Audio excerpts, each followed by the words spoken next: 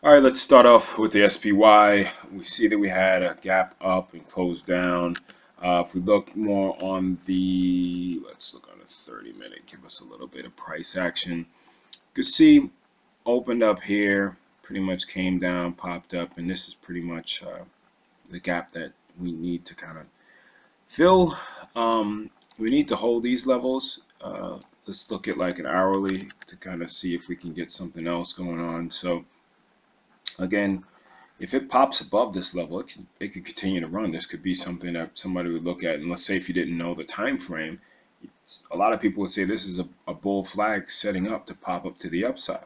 Okay, if you're in right now, your stops are below this level. So if you broke above this, we didn't really get much juice to the upside. This volume is usually going to be pretty high at the close. So we kind of just have to see if this price level right here is going to hold of 195.50,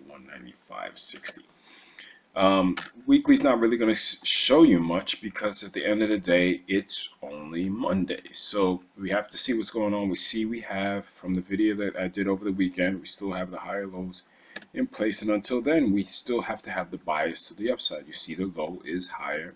And currently, this pivot is holding. So we have to see what the price action is going to do tomorrow and go from there.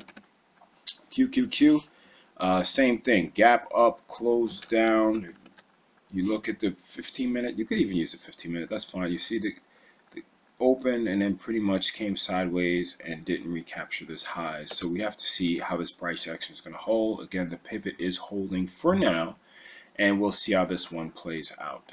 The volume, we still have to see what's going on because again, you have this like, round pattern right here that we don't know if this is a topping pattern or what, but I don't like to call tops, and until the trend changes, I will just say that this might be the bottom of a retracement. I never call the bottom of the tops of anything. So if you're looking for somebody to do that, I typically don't do that.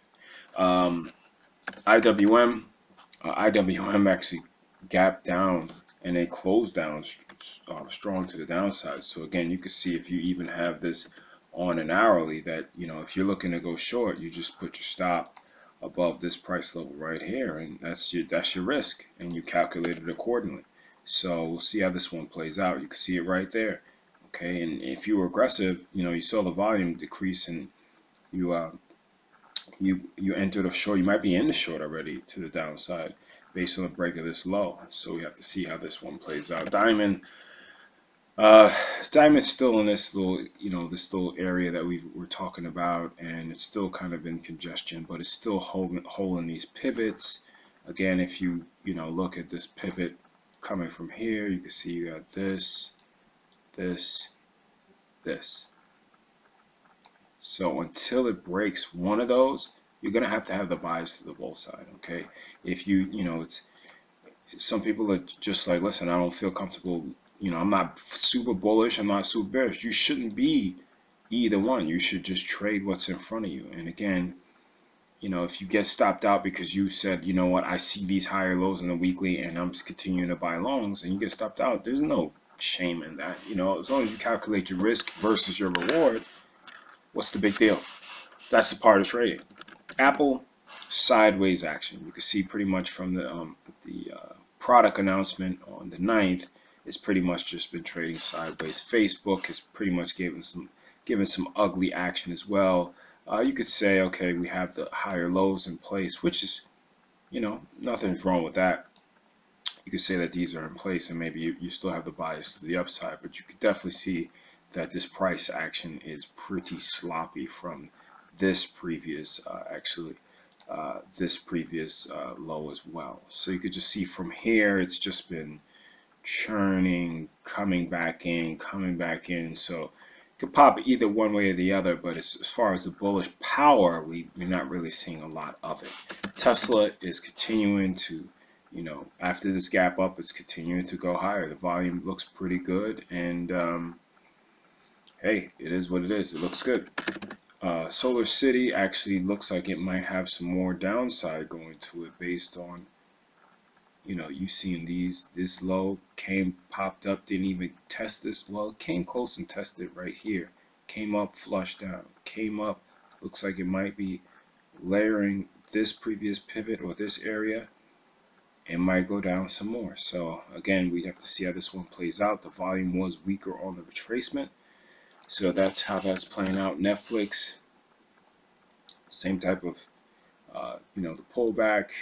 Again, if you're a little aggressive, maybe you took this one, and hopefully you didn't get stopped out around the 62% line right here. So it might have got you in, popped up a little bit, stopped you out, and then going back in. I mean, it happens. So it happens to all of us. So don't feel. I actually got stopped out on Tesla, and then it gapped up the next day from the tweet. So these things happen, everybody.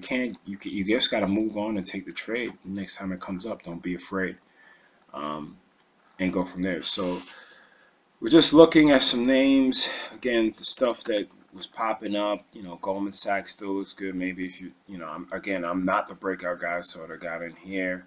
And I was looking at Aetna actually for the long, and I'm glad I didn't get in because it gave a lot of it back, and it actually looks like it might be a really good short based on this bearish engulfing from this with some high volume on that. So I want to see if there's any follow through regarding that name. I'm still in American Tower. It's not doing a thing, and I got some other positions that I'm currently managing. But again, I'm willing to hold, and I'm hold until my stop breakout. I do have some time stops that I do use at times.